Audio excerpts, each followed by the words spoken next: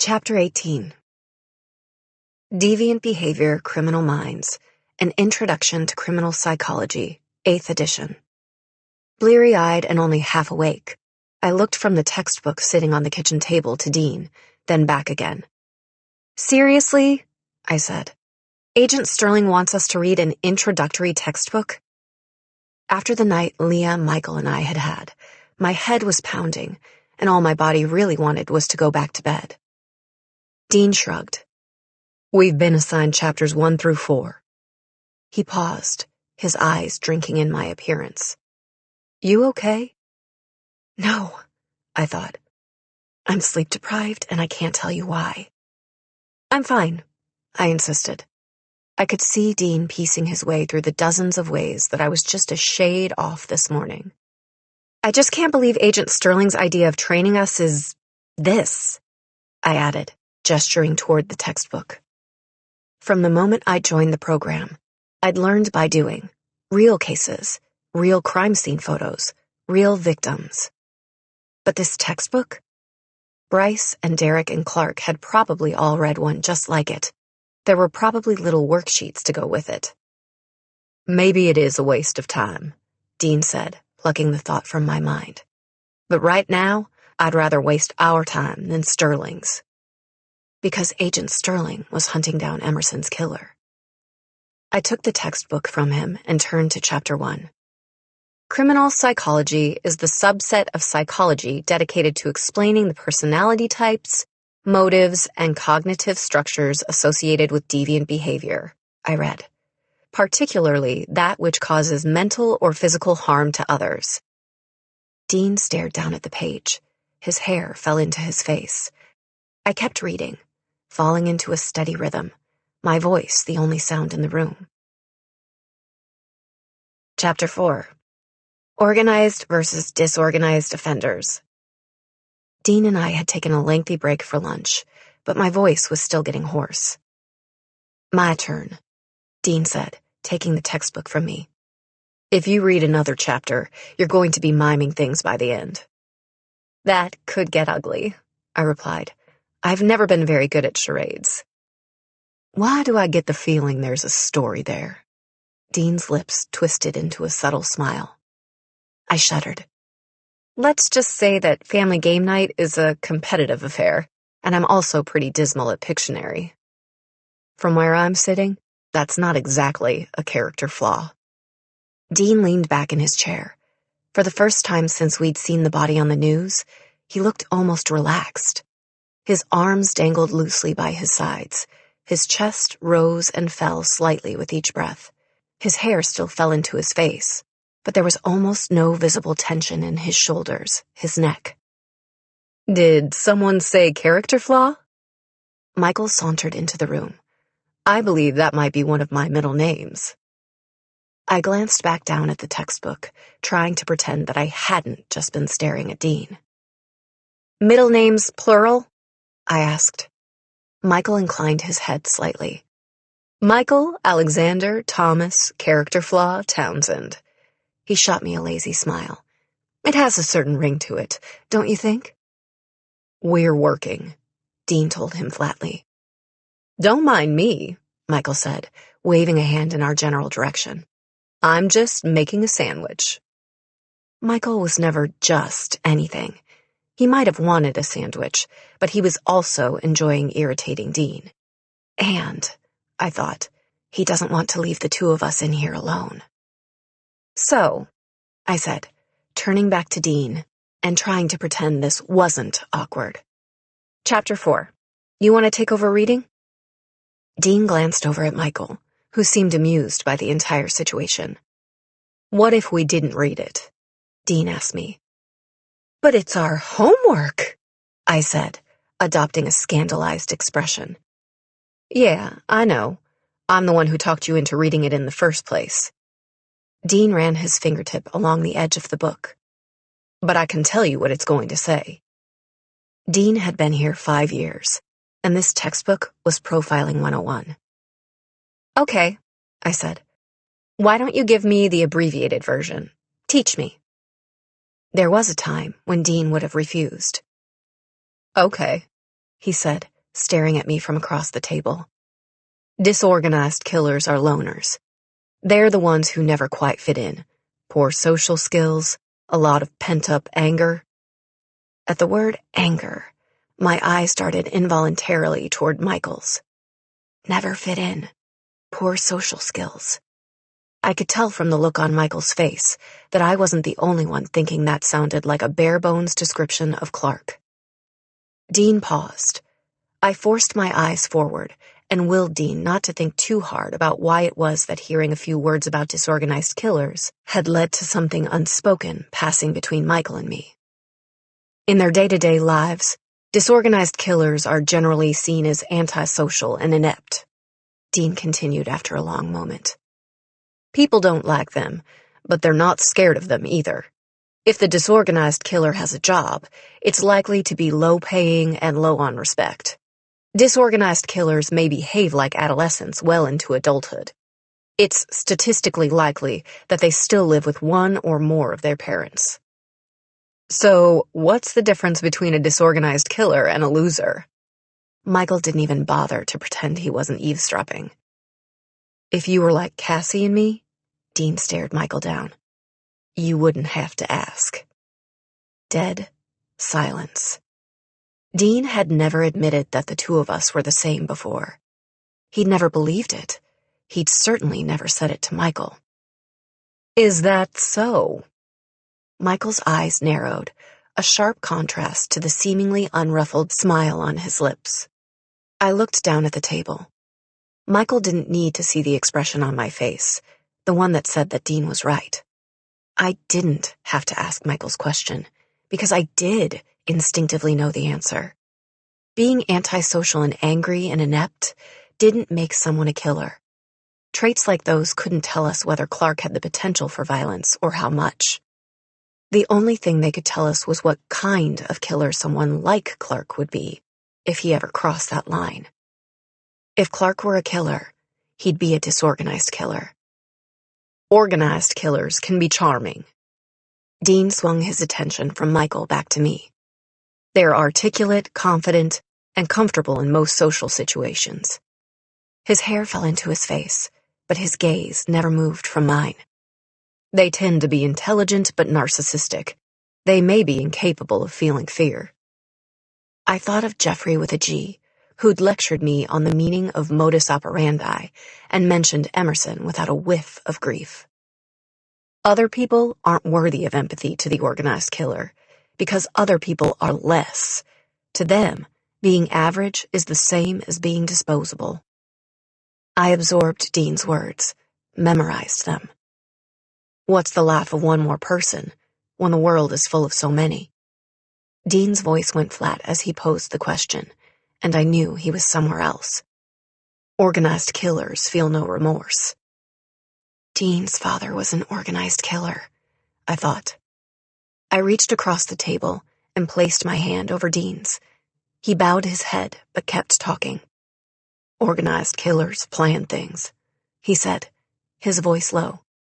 Disorganized killers, they're the ones who would do things on the spur of the moment. They snap, I said softly, or they give in to their impulses. Dean leaned forward, his fingers curving around mine. They're more likely than organized killers to attack from behind. Weapon choice? I asked, my hand still intertwined with his. Whatever they have in reach, Dean replied. Blunt force trauma, a nearby kitchen knife, their own hands. The entire crime scene reflects a loss of control. But for organized killers, I said, my eyes on him, it's all about control. Dean held my gaze. Organized killers stalk their victims. They often target strangers. Every move they make is calculated, premeditated, and in service of a particular goal. They're methodical. Harder to catch, I supplied. They like that they're harder to catch, Dean returned. Killing is only part of the pleasure. Getting away with it is the rest. Everything Dean said made sense to me. Incredible, intuitive sense. Like he was reminding me of something I'd always known, rather than teaching me something new. "You okay?" he asked me. I nodded. "I'm fine." I glanced over at the kitchen counter, where Michael had been making his sandwich. He was gone. At some point during my back and forth with Dean, Michael had taken off. I glanced down at the table. Dean slowly unfurled his hand from mine. "Dean?" I said. My voice was soft, but cut through the room. I could still feel the exact place where his skin had touched mine. "Organized killers. They're the ones who take trophies, aren't they?" Dean nodded.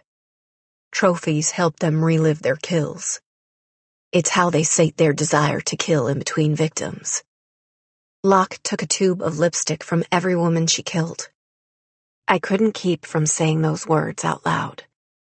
Narcissistic. Controlled. It fit. "My father was an organized killer." There was an intensity to Dean when he spoke about his father. This was the second time he'd opened up to me, tit for tat. He said that as a child, people knew there was something wrong with him, but for as long as I could remember, he was well liked. He planned things meticulously. He never deviated from the script. He dominated the women he targeted. He controlled them. Dean paused. He's never once showed remorse. I heard the front door open and shut. I thought it might be Michael getting out of the house and away from us, but then I heard footsteps coming our way, 2 sets, one heavier than the other. Sterling and Briggs were back. They appeared in the doorway just as Dean closed the textbook on the table in front of us. "Cassie, can we talk to Dean alone for a minute?" Agent Briggs straightened his tie. This particular gesture, from this particular man, set off alarm bells in my mind. The tie was something Briggs only wore when he was on duty. Straightening it was an affirmation of sorts. Whatever he wanted to talk to Dean about, it was just business. I trusted Briggs less when business was involved. "She can stay," Dean told Briggs. His words fell on the room like a thunderclap. For as long as I'd known Dean, he'd been pushing me away. Alone was the name of his game. I caught his eye. "Are you sure?" I asked him silently. Dean ran the heels of his hands over the fronts of his jean-clad thighs. "Stay," he told me. "Dean wants me here." He turned back to Briggs. "What do you need?" Agent Sterling stiffened, her lips pressed into a grim line. "The person who killed Emerson Cole is obsessed with your father," Briggs said, ignoring the expression on his ex-wife's face. "There's a very real chance the unsub has written to him." "And let me guess," Dean interjected. "Dear old Dad destroys the letters once he gets them. They're all up here." Dean tapped a finger to the side of his head. "He's agreed to assist us," Briggs said. "But only on one condition." The tension was back in Dean's shoulders, his neck. Every muscle in his body was strung tight. "You don't have to do anything you don't want to do," Agent Sterling cut in. "I know what the condition is." Dean's eyes burned with an emotion I couldn't identify. Not quite hatred, not quite fear. "My father won't tell you anything. The only person he'll talk to is me." You. Daniel Redding is one of the greats. Infamous, ingenious, immortal. You chose him for a reason. When a man like Redding speaks, people listen. When Redding wants someone dead, they die. He is everything you want to be. Powerful, sure of himself, and always, always in control. You were sloppy, stupid, lucky. You banish the voice and run your fingers along the edges of a photograph of Emerson Cole standing next to a tree. Proof that for a moment, you were powerful, sure of yourself, in control. Just like him. Daniel Redding is not your hero. He's your god. And if you keep going down this path, you will slowly remake yourself in his image. The rest of the world will be as insignificant and powerless as ants. The police, the FBI. You'll crush them under steel-toed boots. What will be, in time. Chapter 19. Stone walls, barbed wire. My impression of the maximum security prison that housed Dean's father was fleeting. Dean and I were ensconced in the back seat of an FBI-issued black SUV. Agent Briggs was driving. Agent Sterling sat shotgun. From my position directly behind her, I couldn't see anything but her forearm, resting on the armrest. At first glance, she seemed relaxed, but the pads of her fingertips were pressed flat and digging into the leather. Beside me, Dean stared fixedly out the window. I laid my hand on the seat between us, palm up. He tore his gaze from the window and looked over, not at me, but at my hand. He laid his hand palm down on the seat, inches away from mine. I slid my hand closer to his. His dark eyes closed, his eyelashes casting a series of tiny shadows onto his face. After a small eternity, his hand began to move. He rotated it slowly clockwise until the back of his hand was flat against the seat, mere centimeters from mine. I slid my hand into his. His palm was warm. After several seconds, his fingers curled upward, closing around mine. Moral support. That was why I was there, along for the ride. Briggs pulled into a secured lot. He parked and cut the engine. The guards will come out to let Dean and me in. He glanced first at Sterling, then at me. You two stay in the car. The fewer people who see another teenager here, the better. Briggs wasn't happy I was here, but he hadn't tried to leave me behind. They needed Dean, and Dean needed something, someone, to tether him to the here and now. The back door to the prison opened. 2 guards stood there. They were the exact same height. One was beefy and bald, the other younger and built like a runner. Briggs climbed out of the car and opened Dean's door. Dean set my hand lightly back into my lap. I won't be long. A muscle in his jaw twitched. His eyes were emotionless and hard. He was born smiling. The words from Redding's interview echoed in my head as Dean slammed the door. Dean and Briggs approached the guards. The balding man shook Briggs' hand. The younger guard took a step toward Dean, looking him up and down. A moment later, Dean was against a wall being frisked. I looked away. Some people will always look at Dean and see his father, Agent Sterling said from the front seat. Daniel Redding isn't exactly a favorite among the guards here. He has a certain fondness for mind games, and a penchant for picking up information about the guards' families. Briggs had to tell them that Dean was Redding's son. It would have been impossible to get this visit approved otherwise, even with permission from on high. Your father approved this visit? I asked, sliding over in the seat so that I had a better angle to see her. It was his idea. Sterling pursed her lips. She wasn't happy about this. Your father wants this case closed. I worked my way through the logic of the situation. The Locke case made the papers. The last thing the FBI needs right now is more bad press. The director needs this case to go away quickly and quietly, and he's not above using Dean to do it. But if it were up to you...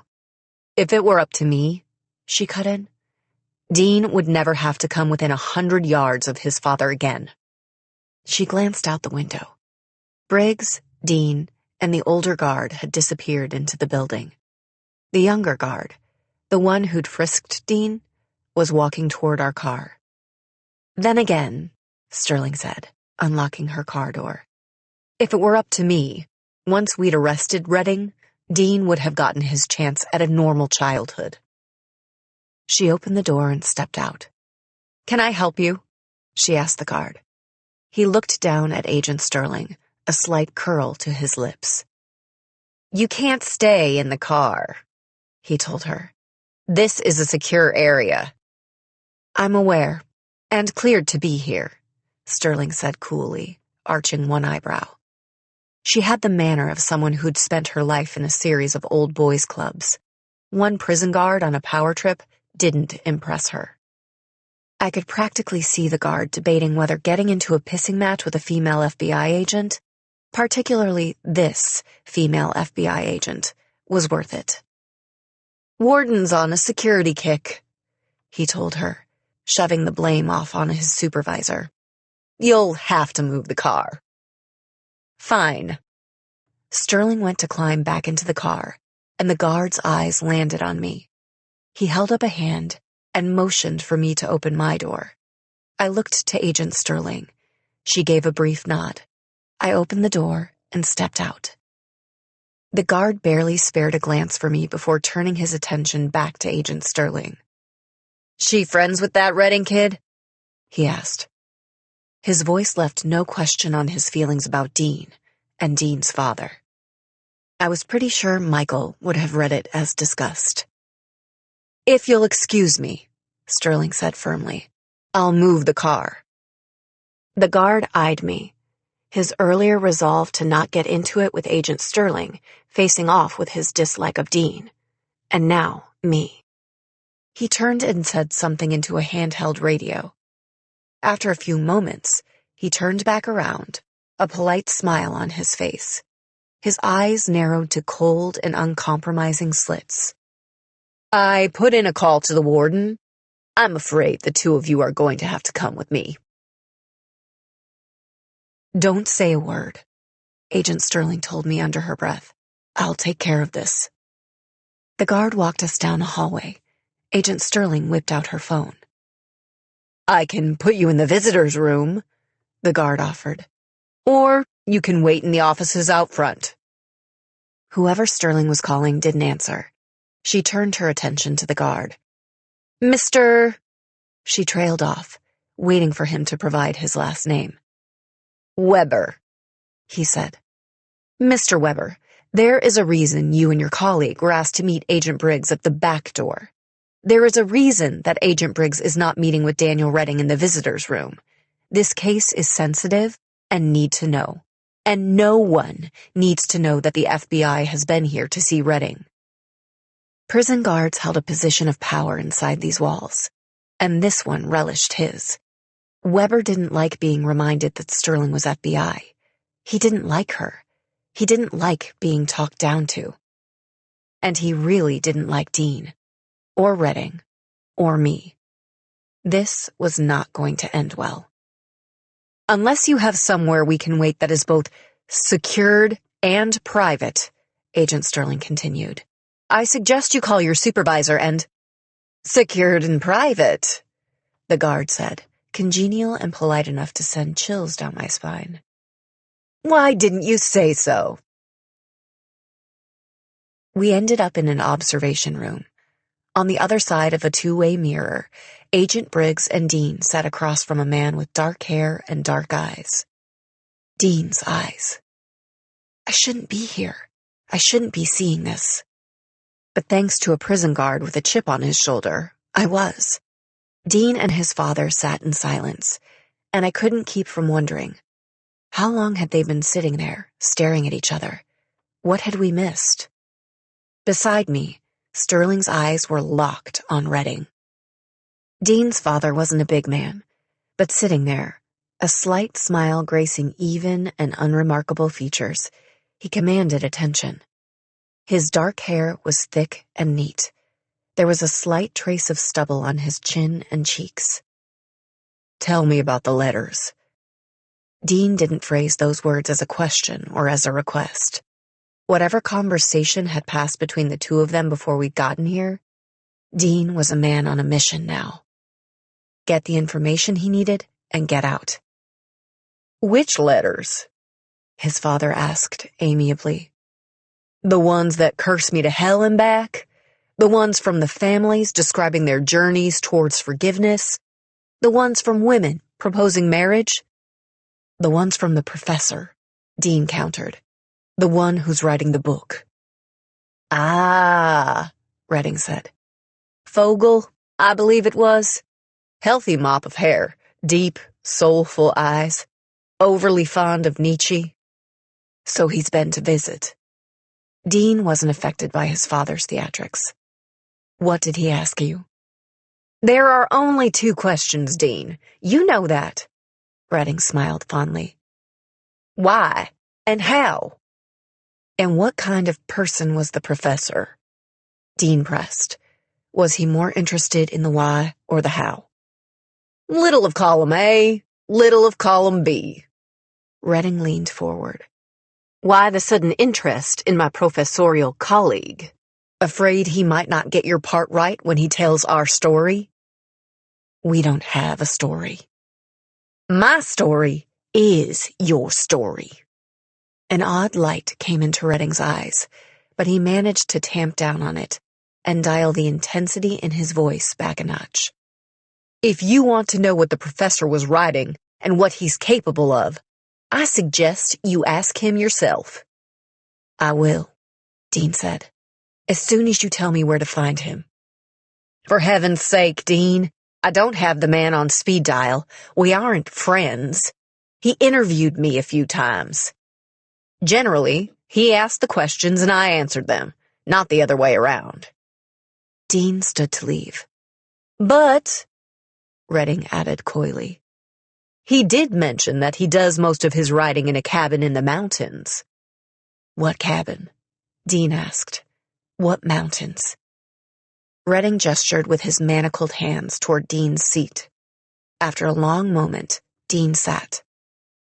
My memory may need some refreshing, Redding said, leaning forward slightly, his eyes making a careful study of Dean's. What do you want? Dean's voice was completely flat. Redding either didn't notice or didn't care.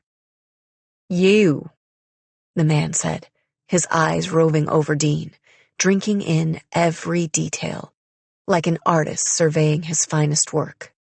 I want to know about you, Dean. What have those hands been doing the past 5 years? What sights have those eyes seen? There was something disconcerting about listening to Dean's father break his body down into parts. Dean is just a thing to you, I thought. He's hands and eyes, a mouth, something to be molded, something to own. I didn't come here to talk about me. Dean's voice never wavered. His father shrugged. And I can't seem to remember if the professor's cabin was near Catoctin or Shenandoah. I don't know what you want me to say. Dean's eyes bore into his father's. There's nothing to talk about. Is that what you want to hear? That these hands, these eyes, they're nothing? They're everything, Redding replied, his voice vibrating with intensity. And there is so much more you could do. Beside me, Agent Sterling stood. She took a step closer to the glass, closer to Redding. Come now, Dino. There must be something worth talking about in your life. Redding was perfectly at ease, immune, maybe even unaware, of the enmity rolling off Dean. Music, sports, a motorcycle, a girl. Redding cocked his head to the side. Ah, he said. So there is a girl. There's no one, Dean bit out. Methinks you doth protest too much, son. I am not your son. Redding's hands shot out. In a flash, he was on his feet. Dean must have been leaning forward, because somehow Redding managed to get a hold of his shirt. Father jerked son to his feet. You are my son, more than you were ever your whore mother's. I'm in you, boy, in your blood, in your mind, in every breath you take. Redding's face was close to Dean's now, close enough that Dean would have felt the heat from his breath with each word. You know it. You fear it. 1 second, Dean was just standing there, and the next, his hands were fisted in his father's orange jumpsuit, and Daniel Redding was being pulled bodily across the table. Hey! Briggs came between the two of them. Redding let go of Dean first. He held his hands up in submission. You never really submit, I thought. You never give in. You get what you want. And you want Dean. Agent Sterling's hand clamped around my elbow. We're going, she told me. The guard tried to stop her, but she turned the full force of her glare on him. One more word, one more step, and I swear to God, I will have your job. I looked back at Dean. Briggs put a hand on his chest and pushed, hard. Like a sleepwalker suddenly awakened, Dean jerked backward, dropping his hold on his father. He looked at the two-way mirror, and I would have sworn that he could see me standing there. Cassandra! Agent Sterling snapped. We're going, now. The last thing I heard before I left was Dean's voice, empty and hard. Tell me about the professor's cabin. Chapter 20. This was a mistake. Sterling waited until the two of us were ensconced in the car before saying those words. Going with the guard? I asked. Bringing you here, bringing Dean here, staying in that room, watching that. All of it. When Sterling said all of it, I got the sense that she wasn't just talking about the way that Briggs and the director had chosen to handle this case. She meant the life Dean was living, the Naturals program. All of it. It isn't the same, I told her. What we do as a team, and what they're having Dean do in there with his father, it's not the same. Putting Dean in a room with Daniel Redding ripped open all the old scars, every wound that man had inflicted on Dean's psyche. That wasn't what this program was. That wasn't what we did. You should have seen Dean when we got the call that the FBI had recovered Mackenzie McBride, I said, thinking of that Dean, our Dean. He didn't just smile. He beamed. Did you know he has dimples? Agent Sterling didn't reply. Dean was never going to have a normal childhood. I wasn't sure why it felt so important to make her understand that. There are things you don't come back from. Normal's not an option for any of us. I thought of what Sloan had said. If we'd had normal childhoods, we wouldn't be naturals. Agent Sterling finally turned to look at me. Are we talking about Dean's father or your mother? She let that question sink in. I've read your file, Cassie. I'm Cassie now? I asked. She wrinkled her forehead. I elaborated. You've called me Cassandra since you showed up. Do you want me to keep calling you by your full name? No. I paused. But you want to keep calling me by it. You don't like nicknames. They bring you closer to people.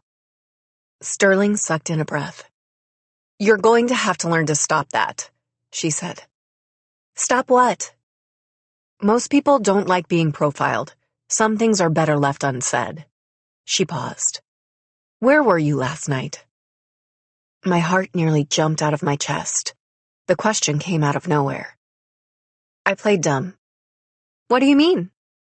She'd threatened the program when all Sloan had done was make use of the basement crime sets.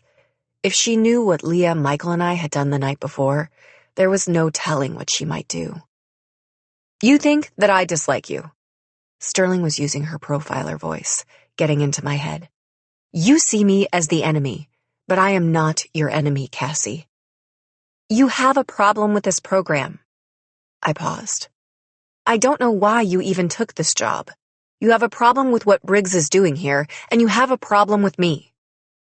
I expected her to deny it. She surprised me.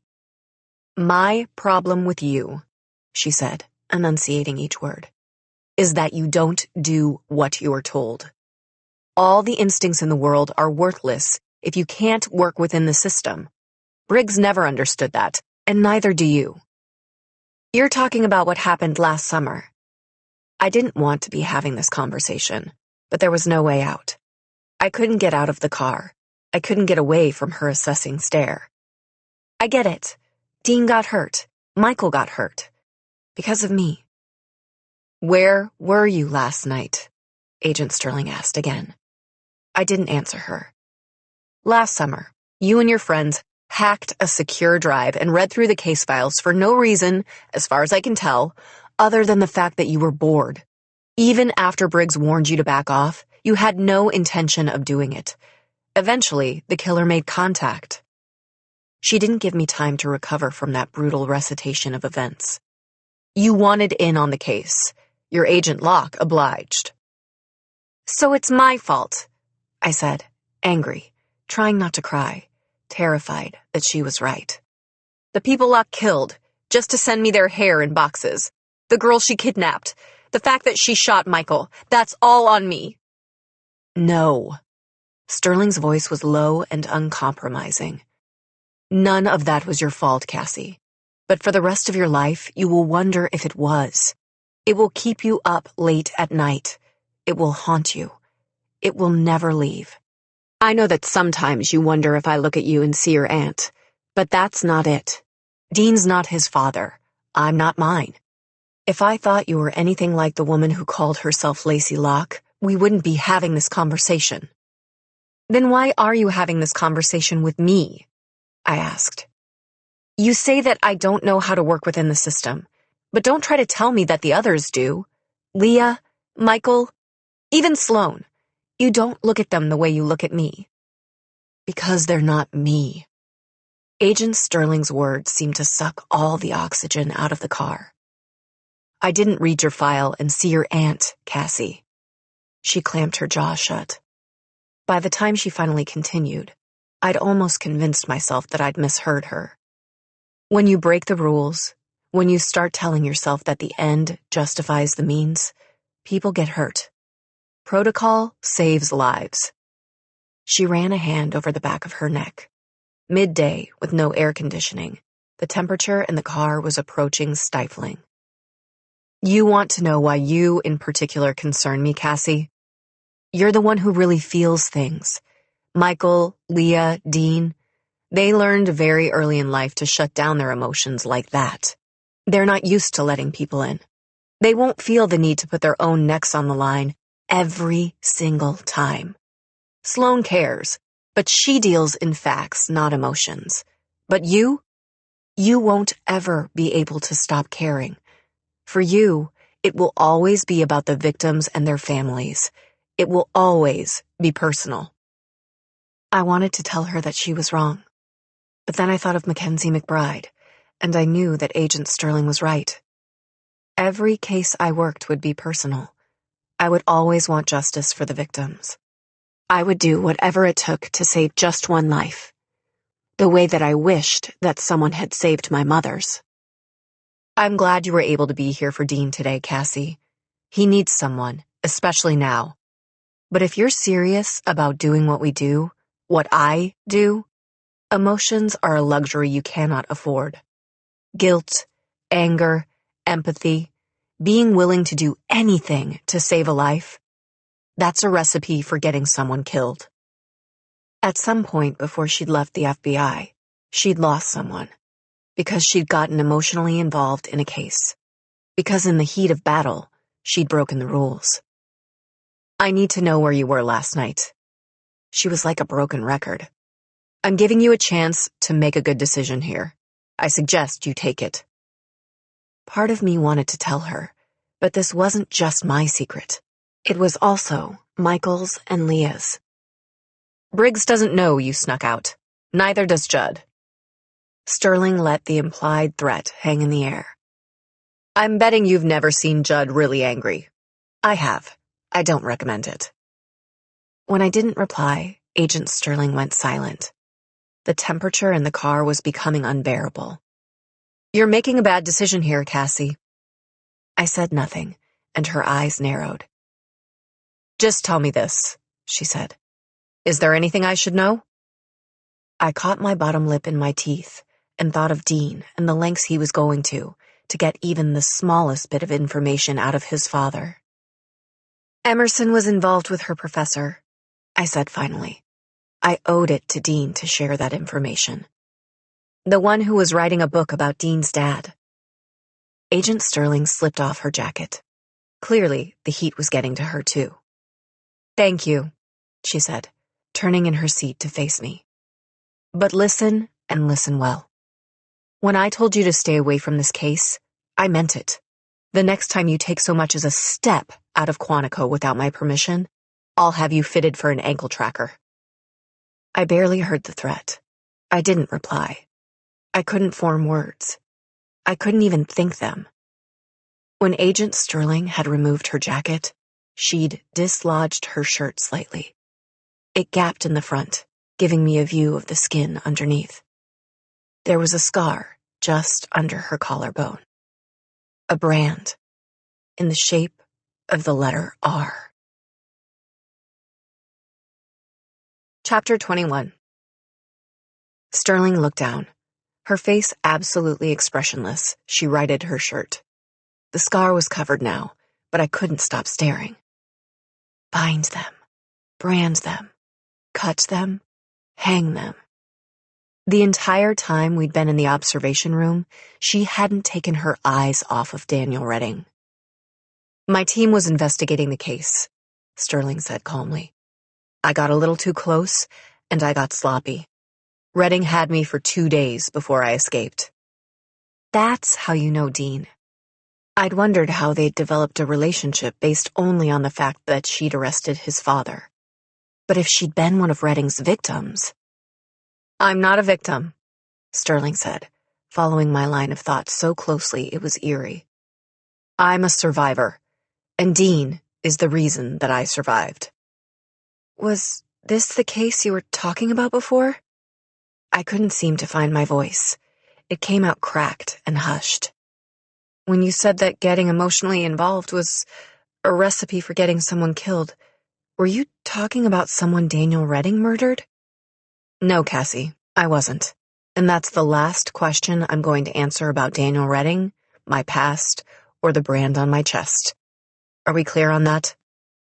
Sterling's voice was so even, so utterly matter-of-fact, that I couldn't do anything but nod.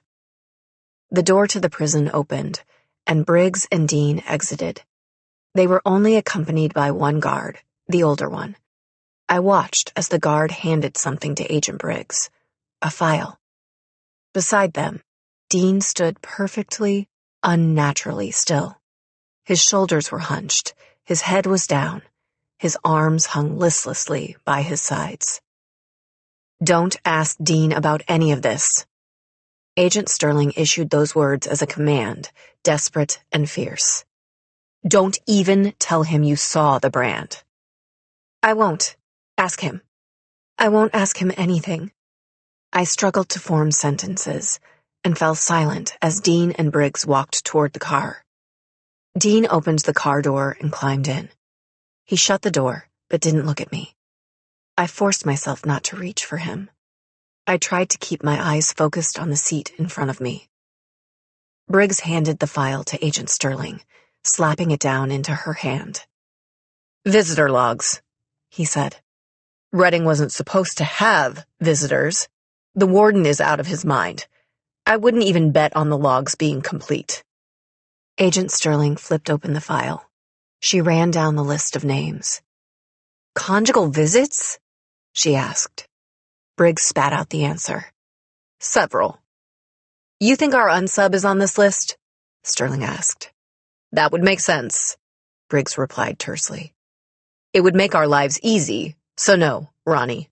I don't think our unsub is on that list, because I don't think this is going to make sense. It's not going to be easy. We're just not that lucky." I expected Sterling to snap back at him, but instead, she reached out and touched his forearm lightly with the tips of her fingers. "Don't let him get to you," she said quietly. Briggs relaxed slightly under her touch. "If you let him in," she continued, "if you let him under your skin, he wins." "This is stupid." Dean shook his head, his upper lip curling in disgust. "We knew what would happen if I came here. He promised he'd talk. Well, he talked. And now we have no way of knowing how much of what he said was true, and how much is just him leading us around like dogs on ropes. It shouldn't have been me behind that glass, I thought. It should have been Leah watching the interrogation. I didn't care about the difference between active cases and cold cases. I cared about Dean. Agent Sterling turned around in her seat. I expected to see the gentleness with which she just reproved Briggs, but instead, her eyes were glittering, hard as diamonds, as she addressed Dean. "Don't," she told him, jabbing a finger in his direction. "Don't what?" Dean shot back. I'd never heard him so angry. "You really want to play this game with me?" Sterling asked him, her eyebrows nearly disappearing into her hairline. "You think I don't know what it was like for you in there? You think I don't know what he said, what you're thinking? I am telling you, Dean, don't. Don't go there." As Briggs drove back past the gate and off prison grounds, the three of them settled into a tense silence. I put my hand on the seat, palm up. Dean turned toward the window, his fingers curling into fists. I looked down at my hand, open and waiting, but couldn't move it. I felt utterly out of place and useless. I'd accompanied them on this trip for Dean's sake, but I didn't need to be a profiler to know that he didn't want me here now. With a single conversation, his father had jammed a wedge between Dean and the rest of the world, cutting him off as effectively as a blade severing a ruined limb. The unspoken closeness that had been building between Dean and me was a casualty of that blow. Gone, as if it had never existed at all. I'm in you, boy. In your blood, in your mind, in every breath you take. In the front seat, Briggs pulled out his cell phone. Seconds after he dialed the number, he was barking out orders. "Redding gave us a location on the professor's writing cabin. Catoctin." Briggs paused. "No, I don't know whose name the deed to the cabin is under. Try the professor's parents, ex-wife, college roommates. Try everyone and their damned dog, but find it." Briggs ended the call and tossed his phone down. Sterling caught it. "If I remember correctly," she said dryly, "throwing phones was more my area than yours." Agent Sterling was the one who had been tortured by Daniel Redding, but she was the only one of the three of them holding it together in the wake of this visit. "Did Redding say anything about the professor being involved with Emerson Cole?" Agent Sterling's question snapped both Dean and Briggs out of it, if only for a second. "Care to share your source on that one?" Briggs asked tightly. I could practically hear him thinking that Sterling was following leads behind his back. "Why don't you ask Cassie?" Sterling suggested. "Apparently, she's been doing some extracurricular digging." "Excuse me?" Briggs spat out. Dean turned his head slowly away from the window to face me. "What kind of extracurricular digging?" he asked me, his voice low and haggard. "What did you do?" "Nothing," I said. "It doesn't matter." "Just you?" Dean asked. I didn't reply. He closed his eyes, his entire face taut. "Of course it's not just you. You wouldn't be lying to me about it if it were. I'm assuming Leah's involved. Sloan? Townsend?" I didn't reply. "This gives us motive," Agent Sterling told Briggs in the front seat. "The professor might have killed the girl to keep the truth from coming out." "Emerson," Dean said, his voice tight. "Her name was Emerson." "Yes," Agent Sterling said, ignoring the fury in Dean's voice. "It was. And whether you believe it or not, Dean, the information you got out of your father today, no matter how insignificant it seems, will help us find Emerson's killer. Now you just have to let us do our job." She paused. "You both do. No more digging, no more field trips." At the phrase field trips, Briggs pulled the car over to the shoulder of the road and killed the engine. "You," he said, turning around and pinning me with a look. "Out of the car." With those words, Briggs got out of the car himself. I tried not to flinch as I joined him. Briggs might have been willing to take calculated risks, like bringing Dean to see his father, but he was only okay with those risks if the calculations were his. Am I to understand that you left the house, went on some kind of field trip, and directly interfered with an ongoing FBI investigation? Briggs never raised his voice, but he put so much force behind each word that he might as well have been yelling. Yes? Briggs ran his hands through his hair. Who went with you? That I couldn't tell him. I know you want to help, he told me through clenched teeth. What this case is doing to Dean isn't fair. Bringing him here to talk to his father, that wasn't fair of me, but I didn't have a choice. Dean didn't really have a choice, but you do. You can choose to trust me. You can choose not to give Agent Sterling any more ammunition against this program. You can choose not to behave like an irresponsible, short-sighted teenager who can't be trusted to follow rules put in place for her own safety. Now he was yelling. Dean opened his car door. He didn't get out. He didn't even look at me. Briggs exhaled. I could practically see him counting to 10 in his head. I'm not going to ask where you went, he told me, each word measured and full of warning. I'm not going to tell you it was stupid and reckless, although I am certain that it undoubtedly was.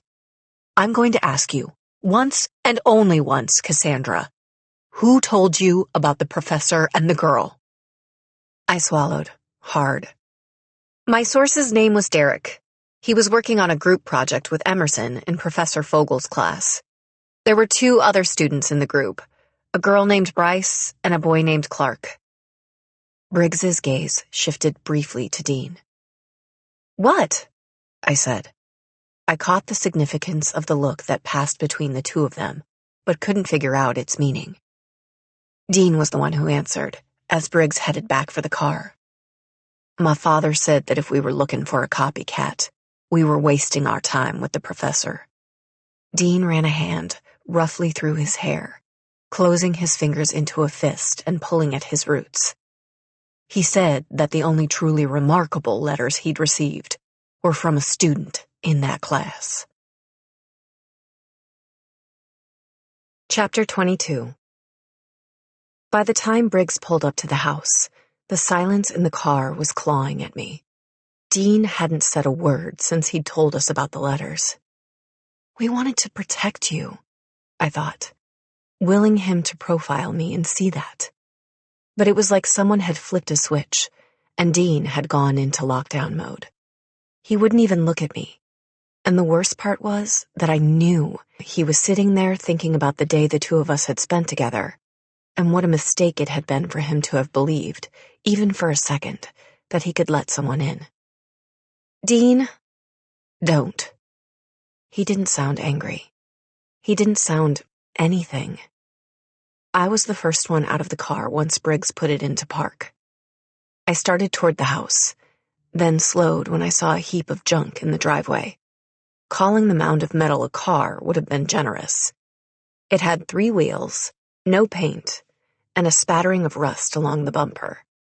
The hood, if you could call it a hood, was popped. I couldn't make out the person inspecting the engine, but I could make out his jeans, his well-worn, form-fitting, oil-smudged jeans. Michael? When I'd first met Michael, he'd changed his clothing style every day to keep me guessing, but this Michael, wearing jeans and a ratty old t-shirt, buried elbow-deep in a junkyard car, was new.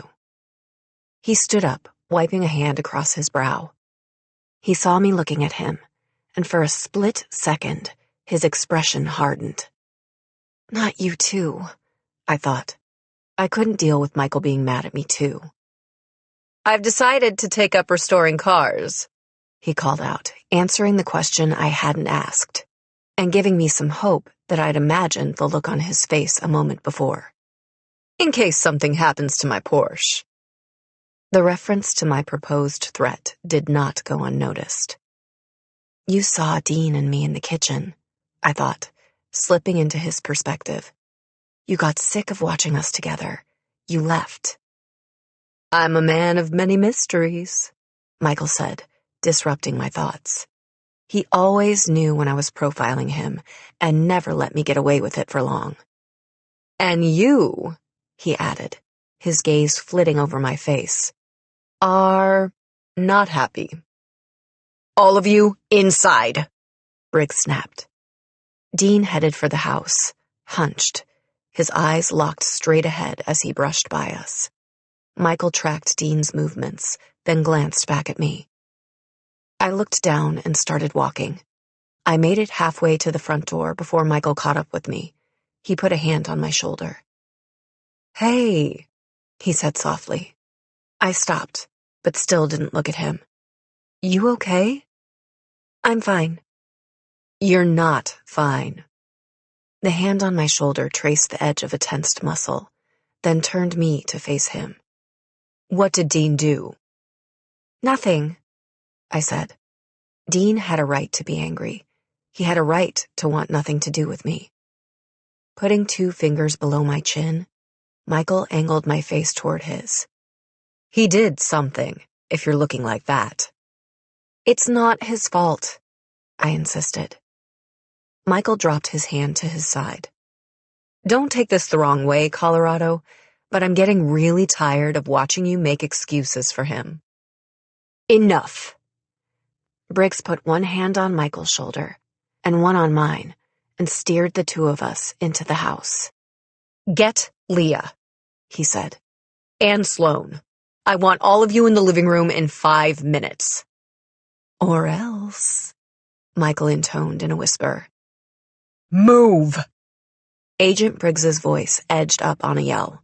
Michael and I moved. 5 minutes later, we were gathered in the living room. Michael, Leah, Sloan, and I on the couch. Dean seated on the edge of the fireplace. Briggs loomed over us. Sterling stood back and watched. Tell me something. In the history of this program, have any of you ever been authorized to approach witnesses? Briggs's voice had become deceptively pleasant. Leah processed that question, then turned to me. Seriously, Cassie? Are you the single least stealthy person on the face of the planet, or do you just habitually want to get caught? Leah, Briggs said sharply. Answer the question. Fine, Leah said, her voice silky. No, we've never been authorized to approach witnesses. We've never been authorized to do anything of interest. We stay locked in the metaphorical tower while you run out and catch the bad guys. Satisfied? Do I look satisfied to you? A vein in Briggs's forehead throbbed. Dean went to see his father today. Nothing Briggs could have said would have had a bigger impact on Leah. Her eyes flickered over to Dean's.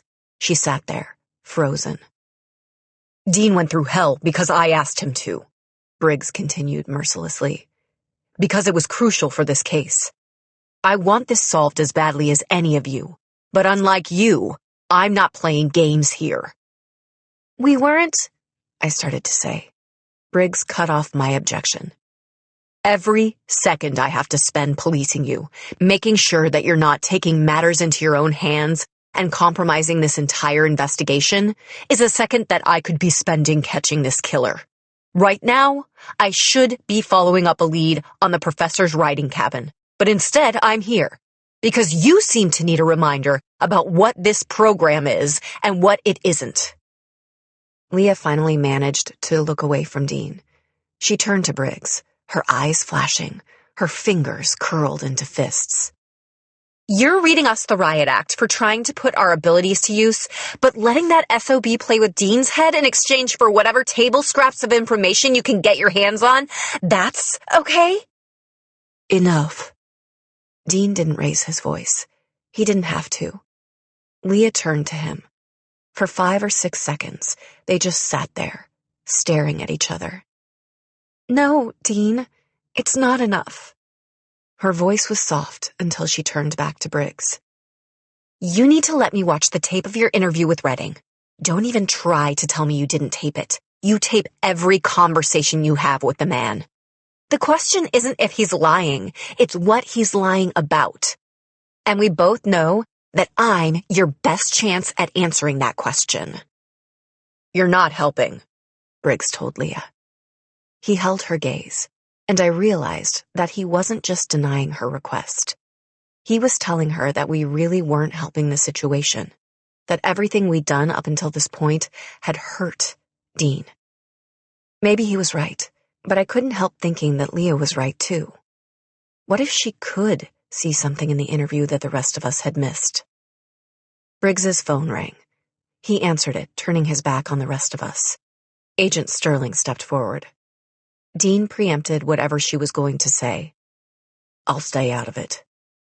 His tone was expressionless, but there was something bitter in his eyes. That's what I excel at, isn't it? Staying out of things until it's too late. I thought of the R burned into Agent Sterling's chest. Briggs pocketed his phone and turned back to Sterling. We've got a possible address for the professor's cabin. Go on then. Judd spoke up from behind us. I wondered how long he'd been there. You two, get out of here, he said to Briggs and Sterling.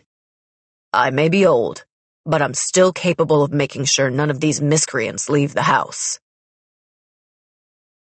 We miscreants didn't leave the house. We convened in the basement. I want to know exactly where Cassie got the information she gave Briggs, Dean said. The fact that he was talking about me and not to me cut deeper than it should have. Well, I want to know why you thought that being in the same room with your father was anything but the worst idea ever, Leah retorted. He knew something, Dean told her. Or he wanted you to think he knew something. You shouldn't have gone. And if you had to go, you should have taken me with you. Leah turned her back on Dean, but not before I realized that she wasn't just angry. She was hurt. Dean had gone to see his father for the first time in 5 years. I'd gone with him. She hadn't. Leah, Dean said softly. No, she snapped without turning back around. I watch your back. You watch mine. He's hard to read, but he's not impossible, Dean. I could have listened in. I could have helped. You can't help, Dean told her. He turned the topic back to his original question. You know how Cassie got the information, don't you, Leah? Of course I know, Leah said. It was my idea, and it was our risk to take, Dean. Risk? Dean repeated, his voice silky and low. Leah, what did you do? They snuck out, Sloane piped up from beside me. All of us turned to look at her. She'd been uncharacteristically quiet since Briggs had called all of us downstairs. According to my calculations, Cassie was gone for 2 hours, 43 minutes, and 17 seconds, and she was only wearing 2/5 of a dress. Sloane, I said. What? She shot back. If you wanted me to keep my mouth shut, you should have taken me with you. We hurt her feelings, I realized suddenly. It hadn't even occurred to me to ask her. Next time, Leah told her. There's not going to be a next time, Dean exploded. He took a deep breath, calming himself. Tell me you didn't go to Colonial. We didn't go to Colonial, Leah replied without missing a beat. Dean stared at her for a few seconds, then turned to me. Clearly, I was easier prey. You went to a college campus knowing that a murder had just been committed there, wearing 2/5 of a dress, and looking for people who might be connected to the killer? If it's any consolation, Michael told Dean, I went along for the ride. Dean went very still. For a second, I thought he might actually hit Michael. Why in the world would that be a consolation? Because, Michael replied, a glint in his eyes. If I hadn't been there, Cassie would have gone off alone with a college senior who has an unhealthy fascination with your dad's case. Michael, I said. Cassie. Dean turned a thunderous look on me. I threw Leah under the bus. At least I didn't actually go off by myself with 2 strange guys in Vogel's class. Dean turned back to Leah. I have no idea what she's talking about. Leah's innocent act was as good as they came. Dean threw his hands up in the air. Do you all have a death wish? He asked. No. I couldn't hold the objection back. We all wanted to help you. Those were the very last words I should have said. The whole point of not telling Dean had been to keep him from feeling responsible for our actions. From the moment he'd come back from the interview with his father, he'd been pulling away, and I'd just given him the final shove. He left. When Leah tried to follow him, he said something to her, his voice so low that I couldn't make out the words. She blanched, the blood draining completely from her face, and stood there, frozen in place as Dean stalked off. After several seconds of shocked silence, Leah fled too. Michael looked at Sloane and then at me. He strolled toward the door. I think that went well,